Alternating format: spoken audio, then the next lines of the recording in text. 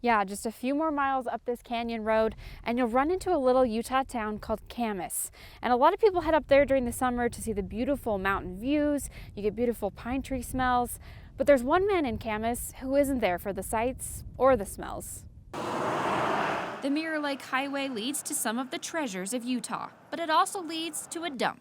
And the dump is where this man reigns supreme. Me and Bonnie's been married 51 years, and she's never known me as anything but Okie. His real name, though, is actually Freddie. Friends and family are the ones who call him Okie.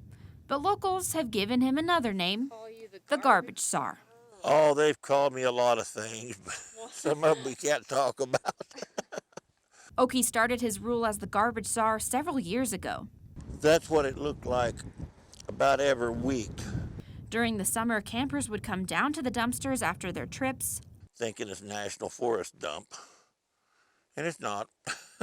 So Okie started to do some detective work for Summit County. Come down here and started asking people if they lived in Samac and taking license numbers, and it started working. Then the county finally decided it's going to work. Now he finds people who aren't following the dump rules and makes sure the cops find them. Can't read who that is to. He's seen a lot in these dumpsters, everything from animal carcasses to an accidental wedding dress drop-off. Find a big fluffy bag on the garage floor, and he said, yeah. He said, that was my wife's wedding gown. And he thinks that what we throw away says a lot about people. You got garbage?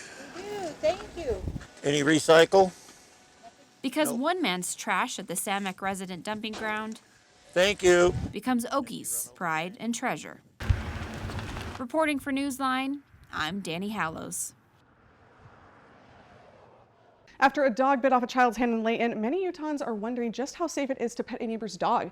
Newsline reporter Dani Hallows joins us now. Dani, what should Utahns know about meeting new dogs? Well, many times we think that the dogs that aren't trained are the ones we should be afraid of. They'll lick us, they'll scratch us, they might jump on us, but we humans might be the ones who need the training. Man's best friend. We love them and they love us back. They're always willing to sniff, lick, and say hi. You want to pet my dog? But have you ever thought about how our best friends want us to say hi to them?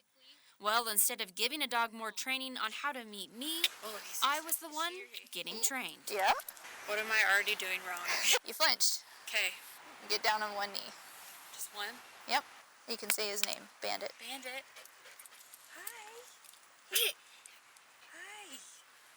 Oh. See how he's leaning into you? Yeah. Okay. Even though his focus is away, he's definitely saying, that's where I want my attention to be.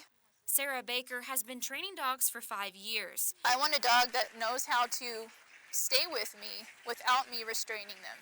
She says that the recent attack in Layton that left a little boy without his arm is horrifying, and she believes it might be our culture to blame. In today's society, we're almost guilt-tripped into saying, well, you have to let me pet your dog. Hi. Man's best friend. Do we deserve the treats, And if he stops or do they? away from you, you stop. Take your hand off. Now, just as a recap, when you're approaching a dog, turn to a profile, get down on one knee, tap your leg a few times, and call their name. And try not to be as scared as me. Reporting live in Provo, I'm Dani Hallows. Back to you. Thanks, Dani.